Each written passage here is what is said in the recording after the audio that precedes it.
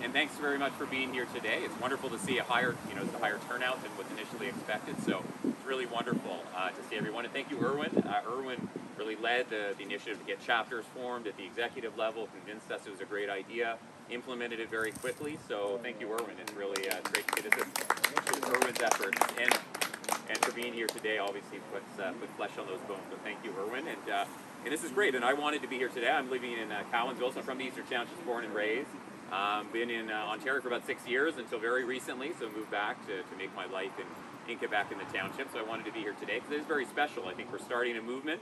The task force only launched about 2 months ago. We had our first meeting. I'll give you guys some history about it. So, you know, Erwin and individual named Andrew Cadell, he's a columnist with the Hill Times and a lifelong diplomat, and myself, we're sort of talking January. I started to sort of to pound the pavement a bit about the new white paper coming out, so the new Official Languages Act, that the white paper is announced in February, and finally with pen to paper is legislation in mid-June, which conforms incredibly to Bill 96 and Bill 101, but we'll talk about that in a moment. But sort of realized that there was something coming down the pipeline that could be very detrimental to a bilingual Canada, to basic human rights and freedoms, and an English-speaking Quebec.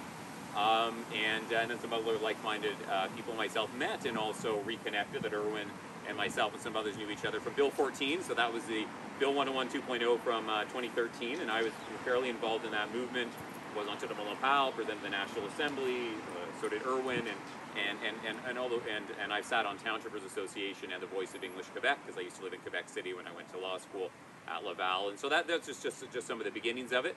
We founded a group called languageequality.ca. Maybe you guys have seen the website, languageequality.ca, égalité linguistique, so put that together.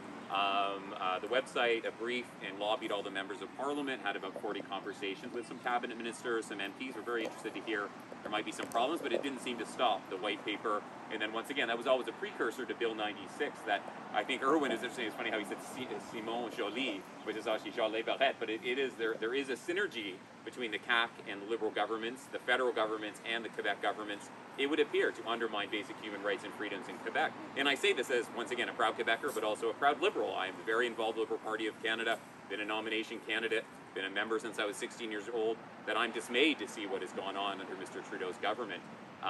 That obviously, to me, as being, once again, a proud Quebecer, but a proud Liberal, is national unity, human rights and freedoms, our Constitution, and a bilingual Canada. That's the bedrock of why I am a Liberal. I don't know about you. What do you guys think? Yeah, it's a reason that we're proud Quebecers and Canadians as well. That's sort of the bedrock, and that's being eroded significantly. So that's why, obviously, loyalty is important, but not blind loyalty. And so I feel that what we're doing here today, and what I've been doing, Erwin, and the rest of the task force executive team, is actually, it's an act of loyalty to speak truth to power, to speak out against about what is happening or what is about to happen. That there's still, thankfully, just bills 96 and 32. And to speak a little bit about it, we have information on the website, but these are Leviathan bills, particularly 96. I'll get into a bit of the brass tacks. 96 is 201 articles of law long. It's 100 pages. I've never seen a law like this. It's shocking. And there's, besides basically budgets at the provincial and federal level that are several hundred pages long, nothing I've ever seen looks quite like it. And it modifies 20 other laws, one regulation, and it purports to modify the Constitution Act of 1867, which of course is itself an unconstitutional act. So in Bill 96, it really, I'll touch upon some parts of it, but it's not just an administrative update to Bill 101 that Skeet and Legault and Simon Joly Barrette have said publicly, not a big deal. Anglophones who are against it, they don't understand, they're living in the past. This doesn't take away the rights and freedoms of Anglophones or English speakers. That is not just a misrepresentation or a biased opinion.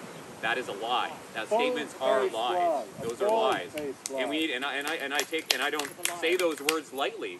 Lying, calling someone a liar, or a statement is a lie, is defamation of someone's character and reputation. And I will go to court to defend my right to call them a liar when it comes to Bill 96. And I hope they do sue me about it. But once again, I take these words very seriously. To call someone a liar, a statement is a lie, is a serious statement, and I take it seriously. But it is accurate in this case. Bill 96 is, once again, not even just a language law. It modifies a 24 other piece of legislation. So if you look at the act, and it's a very nebulous law. It took me about 12 hours to even get through my initial analysis.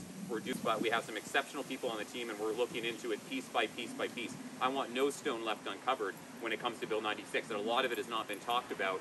in the media. But once again, it's a fundamental restructuring of our country, not just language laws. And if you look at the CPC, the Consumer Protection Act, the Civil Code, it literally goes line by line and excises the English language. You can get English service, crosses it out, remove, if you look at the language in the law, removes a third paragraph which mentions English service. It is exceptionally dangerous what they're doing. And also things that really you have to have a law degree, and we can all understand, but certainly to appreciate the effect of it, to have a law degree or be a lawyer, is that they're tinkering with the interpretive frameworks for the acts of the CPC, the Civil Code, our Charter of Human Rights in Quebec. And they're saying French is basically above every right of human right and freedom in the province of Quebec. Everything is interpreted through that context in the interpretive framework or the interpretive clauses. And you have to be pretty a nerdy law student or lawyer to appreciate that, but it is almost sort of a butterfly effect. If you remember that movie or the concept, it really has a permutation of effect that it's going to start to distort and pervert every case that goes to court and all our rights and freedoms over time. But they're tinkering with, I believe, 4 or 5 of those at my last count. And other things in the bill that I think we can get. Once again, it's not just about anglophones or English speakers or allophones that Erwin mentioned his reservation on the word. We're all just proud Quebecers, and I think once again it needs to be a movement that's going to unite all Quebecers.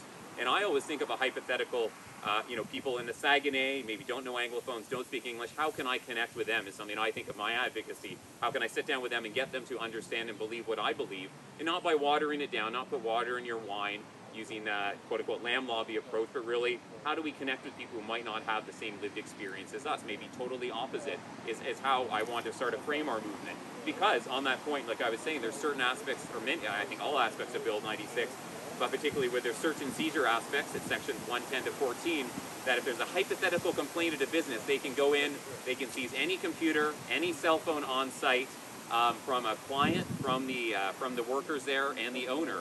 And just a hypothetical complaint, they can take away your cell phone, sight unseen. That's incredible. They can access it, go into your Facebook, email. It's wild what is actually in the law. And if no charter rights apply to that, Quebec or Canadian charter, and even if they rough you up or destroy your phone or whatever it is, you can't even sue them in a civil court. That's actually in the law. And it's incredible. And then the next part of the law after the search and seizure aspects, it basically upends 1,000 years of jurisprudence, going back to the Magna Carta, 1066. Human beings have rights and freedoms. It's not just the king who can trample them. This is 1,000 years of law they are throwing under the bus.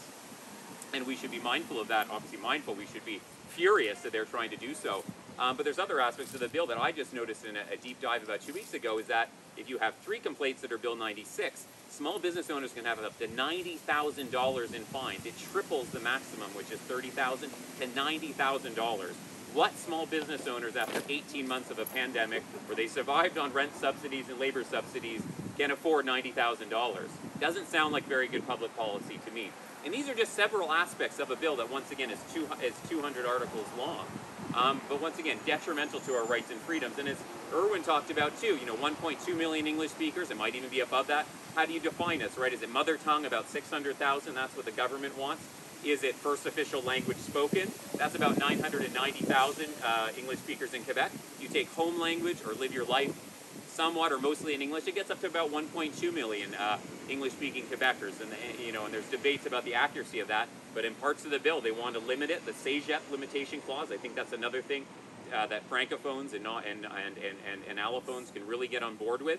And as well, we should all be furious that your admission to the CEGEP or university of your choice should not be based on the language your parents speak. It's disgusting, that idea. It should be based on your intellect and academic abilities, and other traits should be based on your admission to Dawson College, to Champlain. I see a Gators shirt over there, the Bishop's University. Should be based on your inherent talents as an individual to succeed in that environment, not based on the language your parents happen to speak. I find that disgusting, immoral, and once again, it upends centuries of what we've taken for granted. And another aspect of the bill is that they're going to start limiting health and social services, so CLSCs, hospitals, all that is going to be limited by the very convoluted way to try to, once again, limit the English-speaking community. But people have Section 23 rights, so once again, Erwin feels very passionately about that, but education rights in Quebec and the rest of Canada are limited to people who essentially have we've gone to English school in Quebec or Canada. Newcomers cannot get access to English school, unfortunately. There is anyway, we can get into the nerdy legal stuff. There actually is a part of the Constitution. If Quebec ratified it, we'd all have the right to go to English school if we defined ourselves as English speakers, but that's currently not done. But once again, they want to take that concept, Section 23 rights holders, and apply it to your ability to get basic social services. So this is, once again, it doesn't even make sense. So your kids' rights to go to school in English in Quebec will define your rights to get health and social services in the language of your choice. Wow. That doesn't make a lot of sense to me. It's never, you know, and the legality and constitutionality, I'm not sure. I need to do more investigations, but it just doesn't pass the litmus test of rational thought, not common sense. It's a backdoor way to do what they're trying to do, which is limit the English-speaking community and its rights to basic services in the language of their choice. So these are just a few. I'm just sort of cherry-picking parts of the bill, but there's, once again, there's a constitutional amendment that I think thankfully woke everyone up, that a big catalyst for the task force, and I'll go back a little bit later. Sorry, I'm talking a lot, that I should time myself to make sure I don't take it away. Are you guys still interested in what I have to say? Because I'm here to listen. I'm here to observe and listen. So I'll hey Hugo, good to see you. I'll shut up when it's appropriate. I'll taper it down. But I just want to talk about the egregious aspects of the bill a little bit longer, because we could be here all day if I do so. But going back to the constitutional amendment, it was 5 days after Bill 96 was introduced, May 13th. Trudeau said in a press conference, "Oh yeah, we'll let them modify the Constitution. Sounds good. It's above board." I think everyone here, we noticed it, and everyone at the, sorry, I'll go questions in a moment, but the task force said, what the hell is going on? And I started making the calls and saying, we got to do something about this. And that really woke up people who, January, February, March, that I've been working with Irwin and others, but that got people to the table for the task force in late May, that this is a crisis, not just of language, but it's a crisis of our, public policy that could upend our Constitution and basic rights and freedom. That what got a lot of people to the table. And I'll go back to the movement. So appreciate your thank you for the kind words. And yes, you hit the nail on the head of building up a consensus, different groups, different people. We're going to be upscaling the task force to, let's hope, tens of thousands, hundreds of thousands, even millions of Canadians, Quebecers in the next 2 months. So I'll go back to it, but I'll share a bit of our plans. And we are, once again, we're to a certain extent, the task force has been a sort of like a dog catching a car, that we have interest in it, and now we're trying to put a framework in place, incorporate. We have thousands of donations. How do we spend that? How do we reach out to others? How do we get communications to the public? So we're working on these structures, and I'll explain that a little bit later, but I'll just go on. I'll just wrap up a little bit of the this week, just going back to the task force once again. I think it was May 27th, had our first meeting. 21 to 25 people showed up. It went really well. Had some big names at the table. You had some very people that are on the QCGN board and other people, very very established people. We had a few young guns. We had people that are aged 25 to 75 on the task force executive at this point. But it's great. We really, once again, it was a real effort. This is a word Brent Tyler used to me. He said there's a real effervescence in the community. I think as Hugo spoke about, that people, once again, new Facebook groups, new groups like this starting up and sprouting up throughout the province, and that's excellent, right? It's to get that grassroots movement going. And so once again, the task force late May came together. We adopted a statement of principles. I still need to make that public, about 3 pages of just what we don't like about 32 and 96. Put that in a press release that was made late June. Maybe you guys saw it. That got the front page of the Gazette and CJD and other articles and in the Record and other newspapers picked up on. And that was sort of our launch. We wanted to make sure it was before July 1st when things sort of slow down, right? And so I really appreciate you all being here today. I checked my watch a few moments ago, but we are still in July. So to take a July Saturday afternoon for this movement, you should all be very proud of yourselves, right? So it really is a dedication on your parts during this holiday season. But there was a Libman article that said we can't rest during the summer months, right? We need to keep on preparing. And so the task force is we have weekly meetings that are an hour and a half to 3 hours that go on a while. And then we're doing work in the off hours, and we'd love to involve all of you in a more intimate and profound way. But we're working behind the scenes to make it happen. And so just to go back, I didn't touch upon just for a moment, but C-32 is that once again you have a lot of MPs who represent the English-speaking community ostensibly for the Liberal Party of Canada. So 22 seats of the Liberal Party in Quebec out of 35 depend on Anglophone votes. Literally, I crunched the numbers. I sent it to the executive. I posted it on Facebook. I should post it to our central group, but I crunched the numbers. 22 of 35 Anglophone votes determine the Liberal MP. They better be there representing our interests in Parliament, as Hugo was speaking about a moment ago, and they better be there to speak truth to power and stand up against this. Unfortunately, they have not been. Some did abstain from the vote on 96 and the constitutional amendment. They could have voted against. They did not have a reason to not vote against that, but that's another issue. I don't want to get into all the motion stuff. But once again, we should speak to our MPs and say, hey, you want our votes? you better stand up for the community, because Bill C-32 is a very pernicious act. It's not just, once again, a administrative update to the Official Languages Act. It is a fundamental restructuring of bilingual policy and our Constitution and human rights and freedoms. Not quite as profound as 96, but still, my biggest reservations, and in the task force, is that it erodes the baseline of equality. English and French are no longer equal at the federal government and throughout Canada. French will inherently be threatened and given predominant status above the English language throughout the country.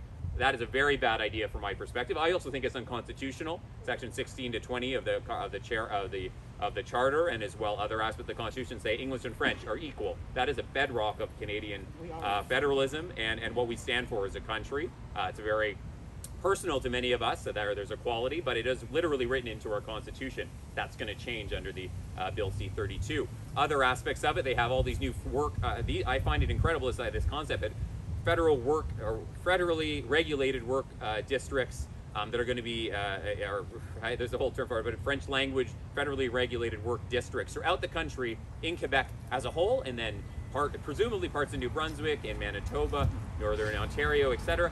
That's not necessarily a bad idea, to make sure that, once again, you can work in English and in French, but why isn't it English and French, not just French, right? So that, I have deep reservations about it, and as well, the federal government in the white paper and in C-32 actually explicitly says, I think in the white paper, it's not as explicit in the law, we are calling on the OQLF we are inviting their inspectors to police this new federally work language district in the rest of Canada. Can you imagine that, people? The OQLF language police, quote-unquote language police, to be administering banks, communications, oil refineries in Winnipeg, in Timmins, Ontario, in Bathurst, New Brunswick, in parts of Alberta. It's insane. Does this sound like a good idea? Language police in your banks. And I think the rest of the country is going to wake up, because this is literally what they proposed. That's insane to me, but this is what they proposed. And as well, in constitutional law, to have another province administering something in another province, I've never heard of that before. We have an honored guest here today, a new member of the task force, Mr. Holness. Mayoral candidate. So thanks so much for joining us, Balarama. Thank you so much. I look forward to meeting you personally after. But thank you for joining our team here. I'm just having this is our first meeting of the Montreal chapter of the task force. Under Irwin has organized this, and we're just giving a little speech about what the task force stands for and what we're trying to do. But thanks for joining. Appreciate it. Sir, I'll get to I remember your question, ma'am, but we'll have a little roundtable session. If you can get me to stop talking about these terrible laws. But can I, sorry, Irwin, you want to go ahead? Yeah, of course. Finish. Yeah, we'll have Mr. Balarama if he wants to make some comments after. Is more than welcome, of course. Sure. So I'll just wrap up in the next 5 minutes or so, if that's okay. But C-32, once again, the federal law, a lot of pernicious aspects. Once again, inviting the OQLF to administer it in other provinces. It's just wild. I've never heard anything like it in constitutional law.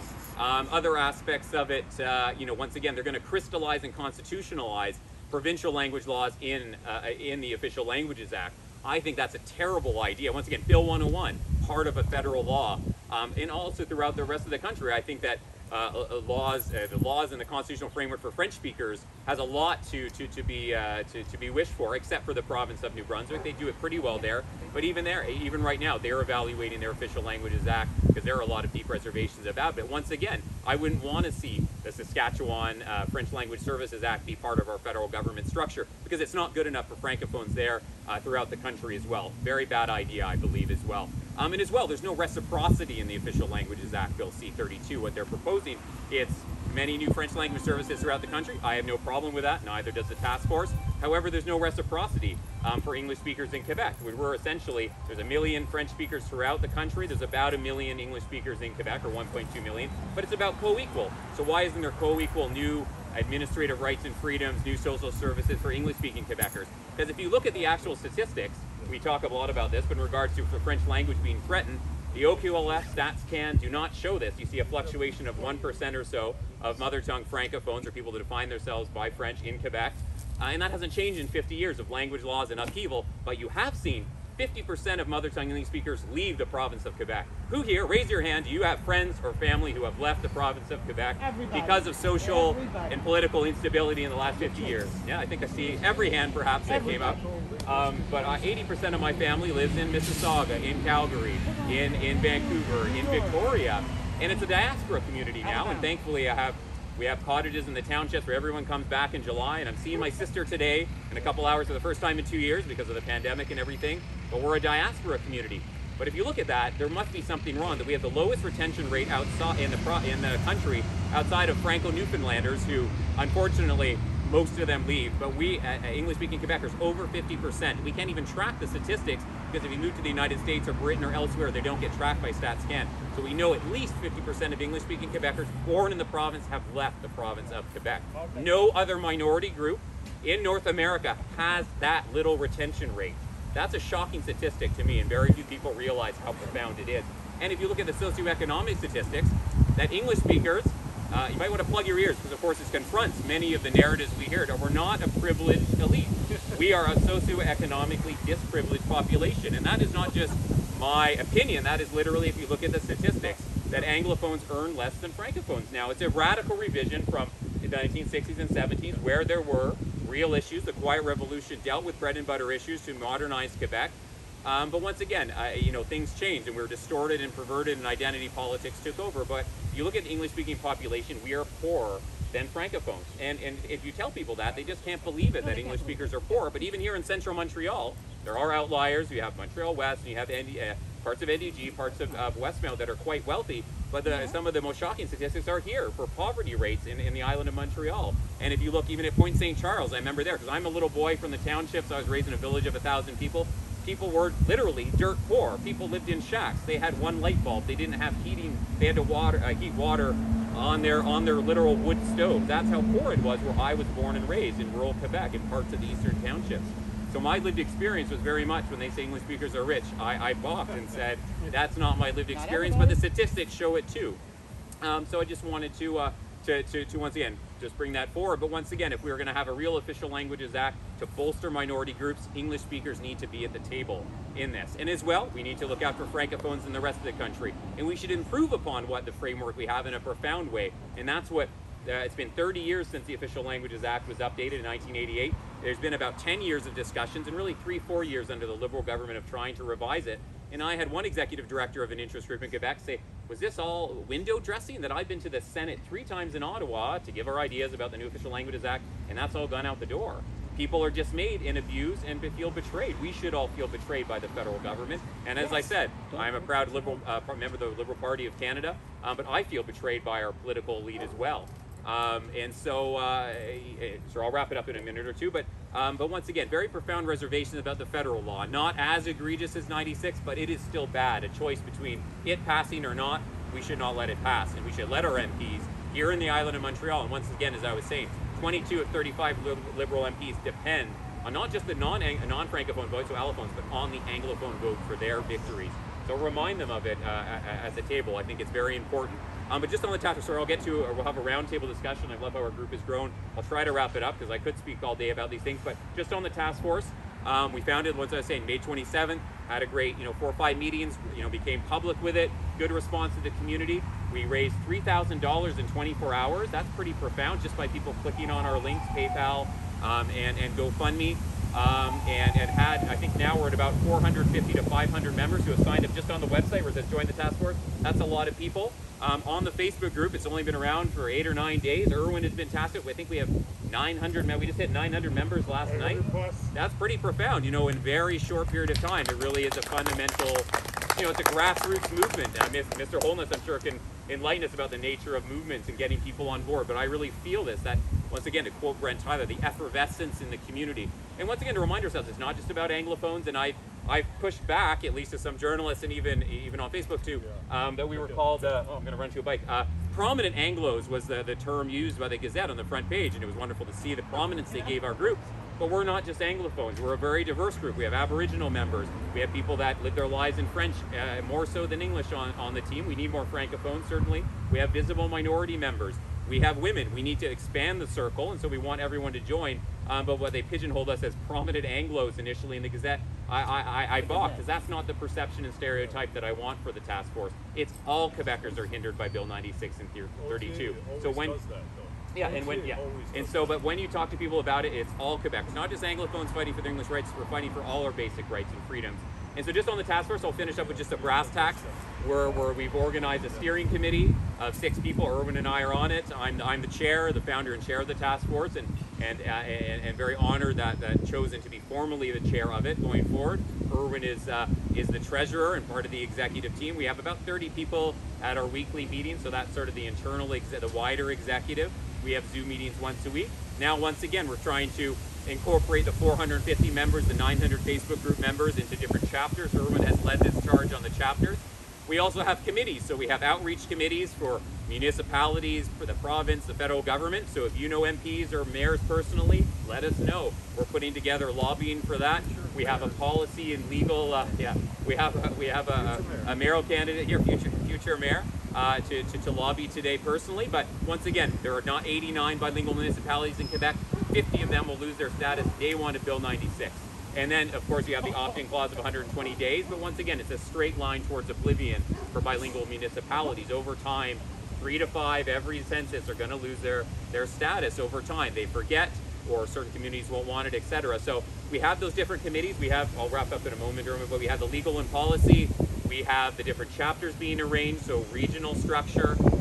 We have fundraising, accounting. We need all the help we can get. We have about a dozen different committees. Those will be posted online, and it's part of the new forum. So all of you maybe have signed up on Facebook or on the website, but look at the new forum we've created. You can sign up for the chapter, which you've already done, obviously, and then as well the different committees. So to tell us how you can contribute. Want to have a bake sale in your neighborhood? And literally, sell brand at the side of the street, that's great. And go donate the 25 bucks you might raise back to the task force, that's wonderful. Grassroots initiatives are what we want to encourage, right? So we want everyone to take it off, and make it their own, is what the nature of this movement is. So the task force needs to become a movement, because it can't just be the 6 members of the executive or 30 of the executive or 500. It needs to be exponential, and we've seen that exponential growth. So on that note, I'll try to wrap it up in a moment, but I just want to thank you so much for being here today. End of July, a beautiful Saturday afternoon. We all have better things to do than to sit around and try to figure out how to stop these 2 pernicious language laws. But you should be proud of yourselves, because if these 2 laws pass in 2021, which once again the orthodoxy says they will, but if we say that's not going to happen on our watch, we can start the movement to stop that. We can upend that orthodoxy. We can stop Bill C-32 and 96. Now, once again, restructure our Constitution and our Federation in illegitimate ways, restructure basic human rights and freedoms and bilingualism in ways that are incompatible with the existence of an English-speaking Quebec, or a kind of Quebec I would want to live in, that is diverse and bilingual and accommodating and welcoming. So thank you so much for being here today. Thank you.